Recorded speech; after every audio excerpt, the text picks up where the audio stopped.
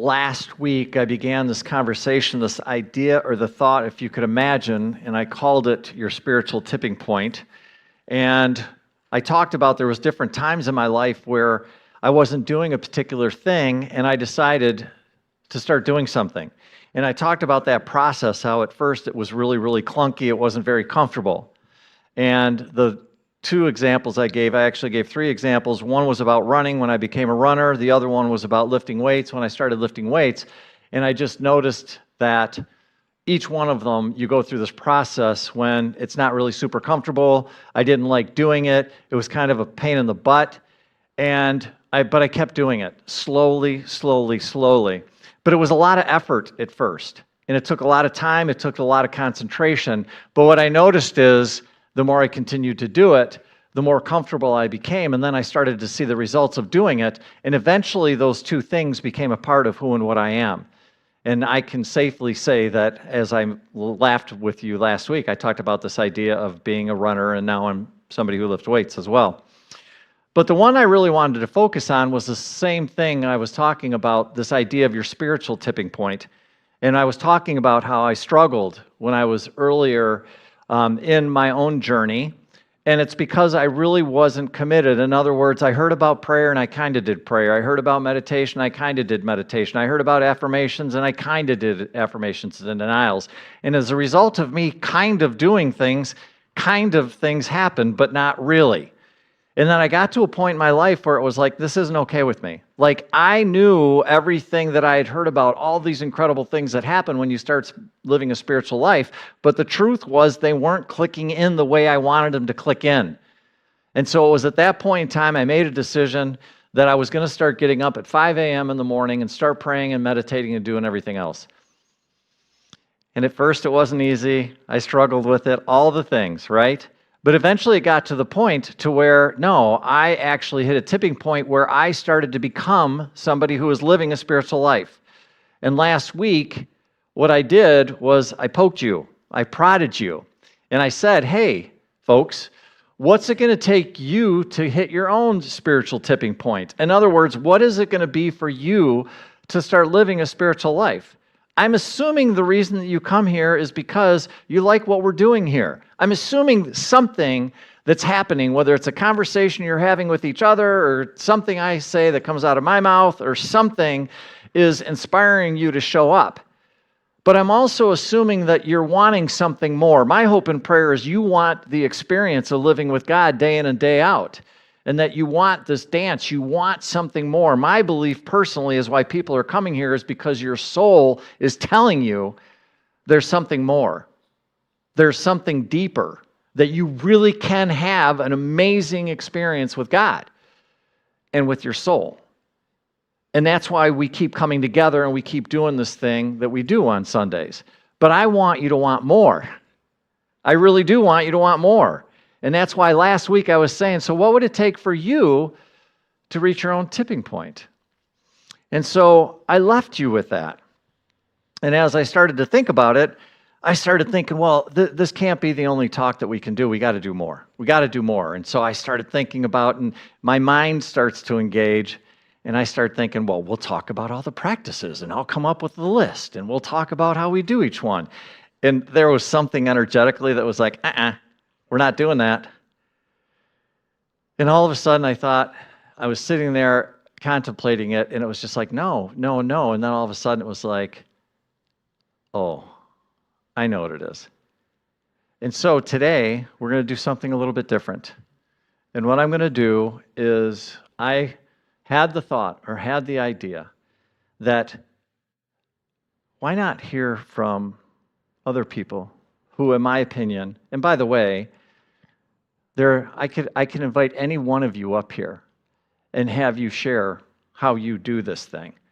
But there was a couple of people I thought in mind, and I'm going to do this week and next week, because I thought it would really be a good thought to have you hear from other people on how it is that they live their life, they live their spiritual life. They've hit their spiritual tipping point, and they have embodied this thing that I'm talking about. Because I want you to understand one thing. I hope you understand one thing. What I'm talking about is a real, lived experience. It's not me going like this. It's not. It's not about the words that I say. It's not. It's about a vibration that you can literally hold, each and every one of you. And I don't care who you are. I don't care how long you've been coming here, or if this is the very first time that you've heard me talk. I don't care. You're not here by accident. This isn't a mistake. There's something that's calling you, come on, come here, come here, come here. And that's what it's doing. And so, and with that in mind, I would like everybody to welcome up here Susan Smith.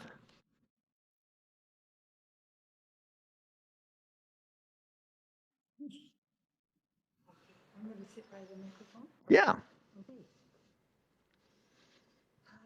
How can I help you?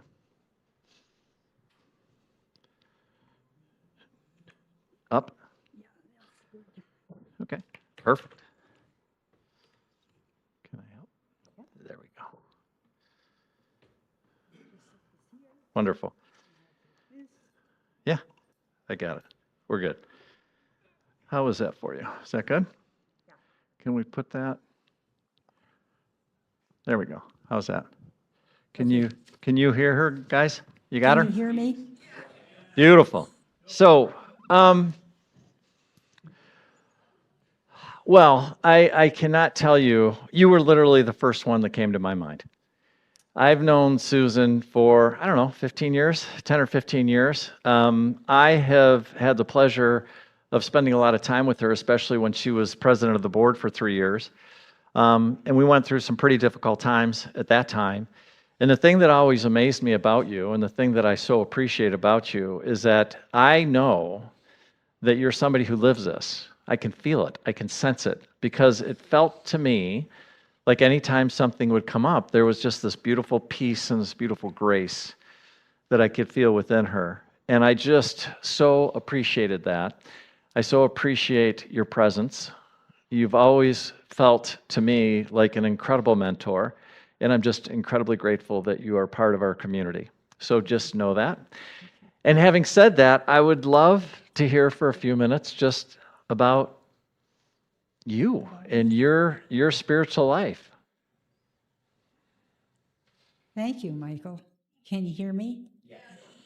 Pat is in the front row. So nice to see you.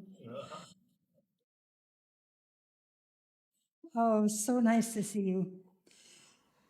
I have this written down because that seemed important to me because I get off the track. So I began my spiritual path, like a lot of you, in a Methodist Sunday school when I was about 10. Learning the Bible stories. We all were taught the Bible stories by reading the Bible, attending Methodist Youth Fellowship, and going to Methodist summer camp. That was a big deal. And then one day I asked my father, what is this? How is this possible that God could have created the heaven and earth in 7 days? That doesn't seem possible. And he said to me, each day was millions of years. I feel like that was kind of a tipping point from the wisdom of my father. When I went to college, I went to the Methodist Church in East Lansing. And after I graduated from Michigan State, my husband and I attended the Albion Methodist Church. Look at the through line, that Methodist Church. And we're part of the young adult Methodist group. And then 20 years later, after all of that indoctrination, 20 years later, we moved to Denver, Colorado. And we looked and looked and looked for a church that we wanted to really spend a long time with, and nothing. We couldn't find any Methodist church. They were either too conservative, too far away, next door but not right, kind of thing. That kind of thing. Until we found the Church of Religious Science, which is very similar to Unity. Very, very similar to it. we absolutely loved it. We plunged right in, and I mean plunged. Ken was ahead of me, though. He was classes ahead of me. But we plunged into it by attending multiple classes. Ken was on 10 and I was on 2, kind of thing. Listening to speakers. The first one we heard was Ram Dass. The church in Denver was a very large church, so we had speakers, lots of them, learned a lot about it. And this is where I began a true spiritual practice at the Church of Religious Science. With daily prayer, meditation, reading, tree hugging. Boy, I was a good tree hugger. Communing with nature. There was something called North Turkey Creek that flowed through our property in the Denver Mountains, which was a wonderful place to sit and read and look at the water. The practices carried me through career expansions, doing all kinds of things, owning a food manufacturing plant, which was positive and negative, but I loved it. Moving to Michigan when my husband was ill, the death of my husband and of my son. And now I am in a different place where I talk to God. I didn't think that that's what I was doing before, but now I'm definitely talking with God. I'm talking with Him about my soul, the afterlife, the people that have gone ahead of me. And I'm wanting to know, how can I be of service? I'm 88, so it's time to figure this out. And what is left for me to do? Each step along the path has contributed to my spiritual growth, and I still have a lot of questions. That's beautiful. I have one question for you, as you have shared so beautifully, and that is, what would you say to somebody who is feeling this nudge that you had? What would be the one thing that you would share, or 2 things that you would share? Listen. Listen to the nudge. Oh my gosh. Yeah, listen to the nudge. Listen to the nudge. I think we have a T-shirt we need to get made. Listen to the nudge. Anything else that you would like to share? This is a beautiful place, and this is a place where we can learn a lot. Go down to the library, by the way. You'll find many books. I've had some great helpers help me get that library in order. You'll find many books down there, and boy, there's a lot to learn, I think. Beautiful. Let's give Susan a hand, shall we?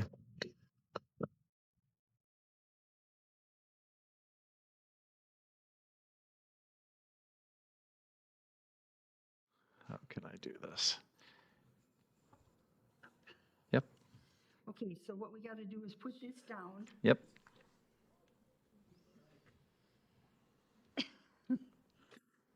Perfect. There we go. Perfect. Thank you, dear. Thank you. Yeah, beautiful. And now, yeah.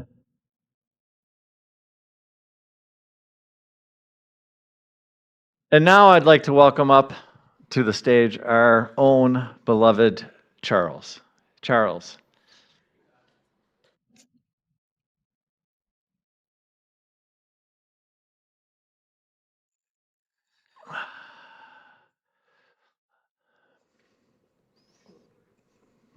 Yeah. Yep.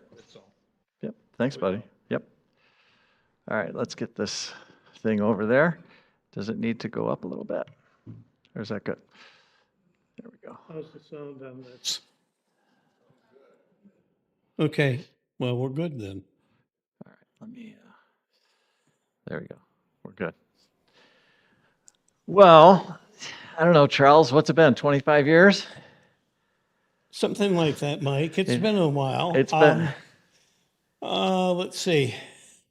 I started attending out in Ada in April of 2002. So Yeah. it's been since then.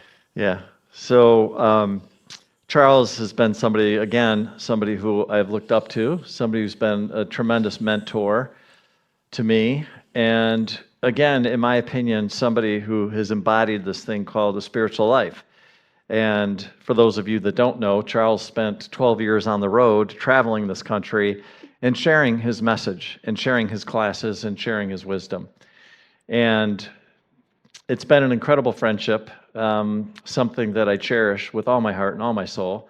And so here we are.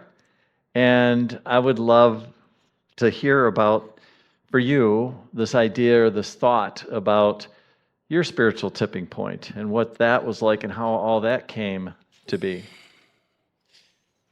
Well, when you told me you were going to have me talk about this, I got to thinking about it. And it's really been a progression of tipping points, each one leading to the next one.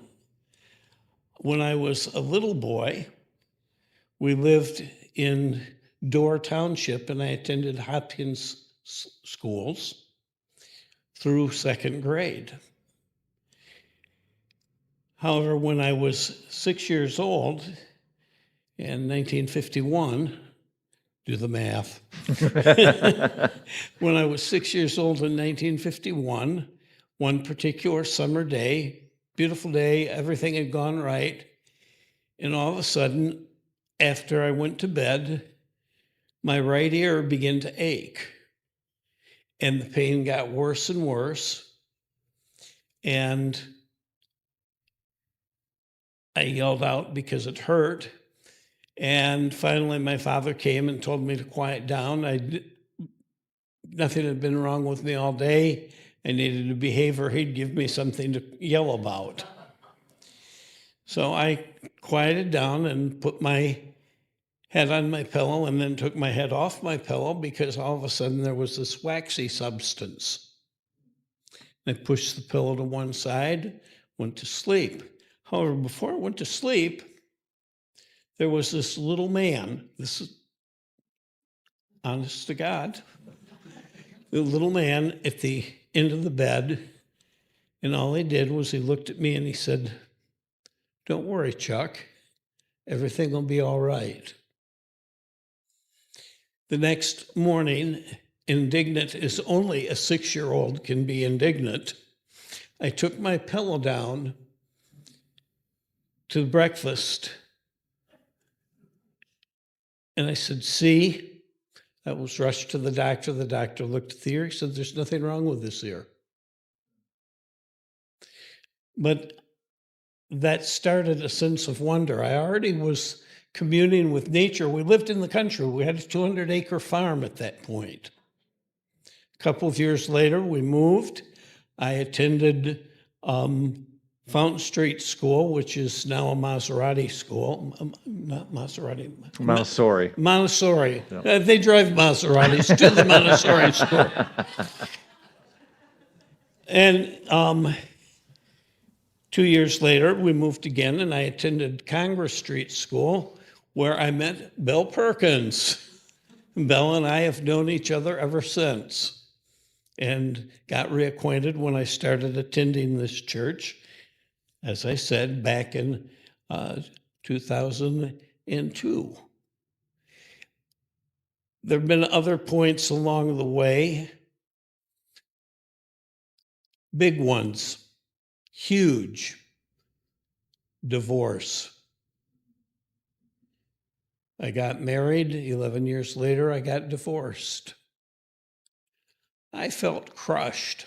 Now, mind you, all this time, I still commune with nature, but I felt like my world had ended.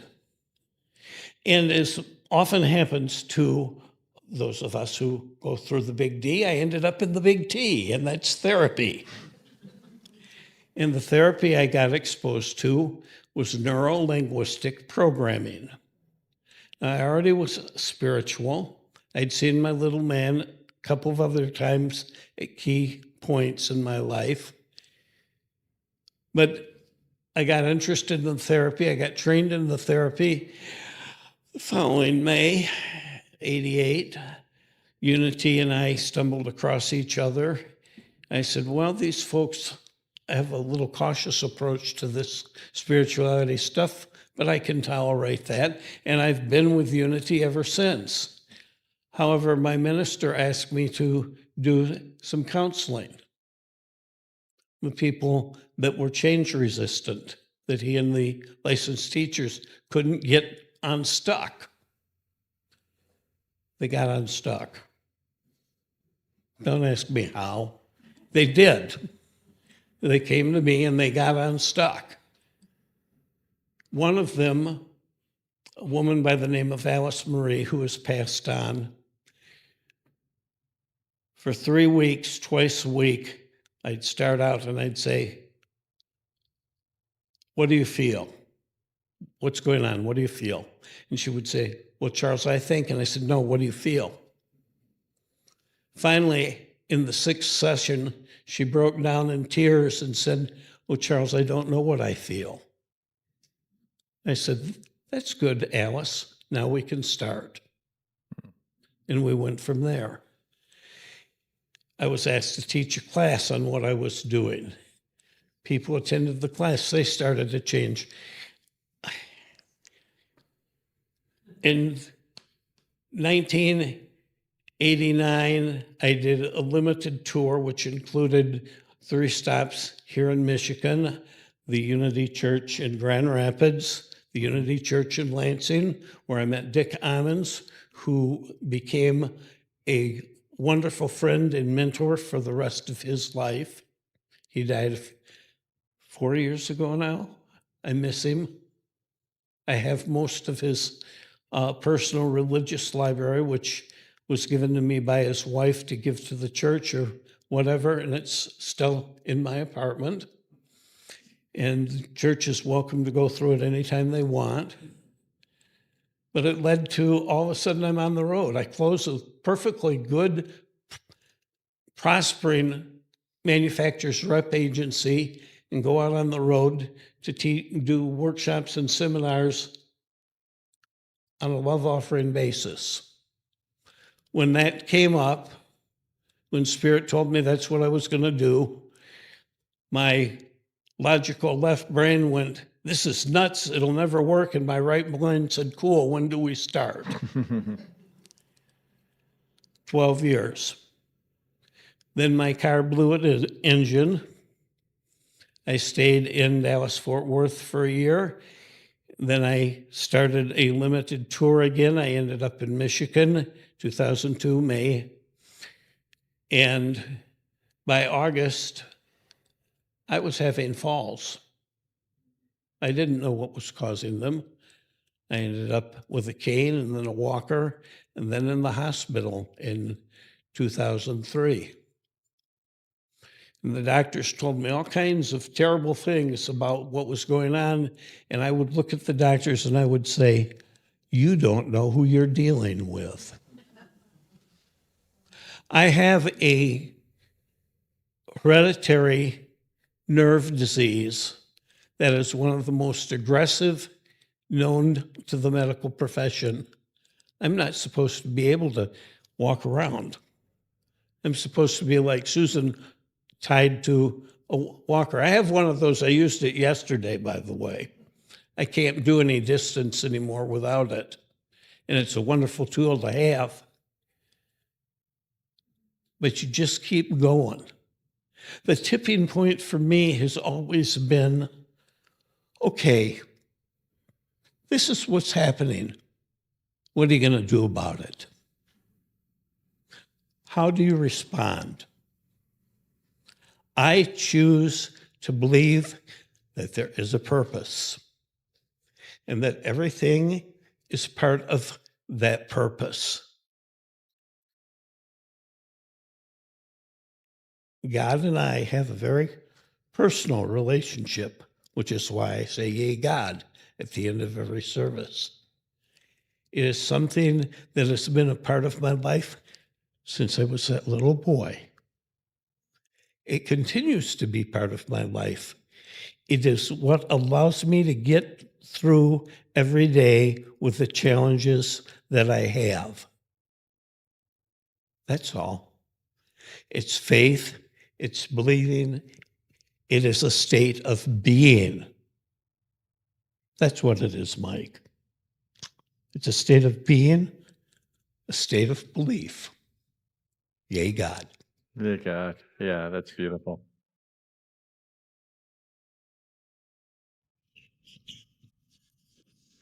Thank you, buddy. Appreciate you. Yeah. So, in closing and wrapping things up, how'd that feel, by the way? Yeah. Um, what you're going to do is you're going to hear people tell you different stories, the different way that this thing works. You hear me talk about it every single Sunday you come in here. I'm always talking about something. But what I'm telling you is that when you make a decision, and it all starts with that, like, hey, this is something I want to actually start doing, just keep listening, keep paying attention, no matter what it is, because it's going to start interacting with you. There's going to start to be a dialogue if you will listen for it and listen to it. I know for a fact there's some people in the last couple of months and couple of years that have been coming here that have changed their entire world because they started doing exactly that. So if you're here and you're going like, yeah, but I'm not really sure what that's like, what I'm going to tell you is keep going. Keep doing it. Keep asking. Keep following those nudges, because those nudges are going to be your roadmap back to yourself and back into this relationship with God, which is the most magical thing that you can have. Each and every one of you is an incredible reflection of God. Every one of you. And I know sometimes you don't want to hear that, or sometimes you don't believe that. But as long as I'm alive and as long as I'm breathing, and as long as you keep showing up here every Sunday, you're going to hear it. And I'm going to remind you, and I'm going to tell you that you are a beautiful reflection of God. That God decided, God wanted to have the experience called you. And that's why you're here. And so just know that. That's kind of like a big deal. And I don't mean you have to be arrogant about it, but the truth is, that's exactly what's going on. And my only question to you is, do you want to do it consciously or not? My experience is when I do it consciously, it just makes this party a whole lot more fun. That's it. So I want to close by just thanking you for being who and what you are. I want to thank you for coming here this morning and sharing your light and sharing your love and sharing your being with us. We are incredibly blessed to have you here, incredibly blessed to have you in this community. We hope you like it here. If this is really special to you, I would just ask that you let people know and start sharing this space, because what I know is that we are starting to wake up. And when I mean that, I mean humanity. And they're going to need someplace to go. They're going to need someplace to hold them. And I really, really think that's what our job is, bigger picture. And so, and guess who's got to do that holding? Don't be looking at me. Don't be I mean, I'm willing to do my part, I really am. But what I'm telling you is that it's not a mistake you're here. That's what I'm telling you. There is a whole series of waves that are coming, that are going to be coming. It's already happening. I'm already getting calls. I'm already talking with people. They're already going, what is going on right now? And I'm just telling you, it's coming. And it's not a mistake you're here now. And so I'm inviting you into that, to this time. Let go of your head. Let go of what you're telling yourself. No, it's not me. It's everybody else in there. Everybody else gets it. Stop it. That's your ego trying to tell you no, and it's your ego. Your soul knows exactly what I'm saying right here and right now. It knows. Listen to it. It's not a mistake. You're not a mistake. You're the opposite. You are a beautiful, beautiful divine being.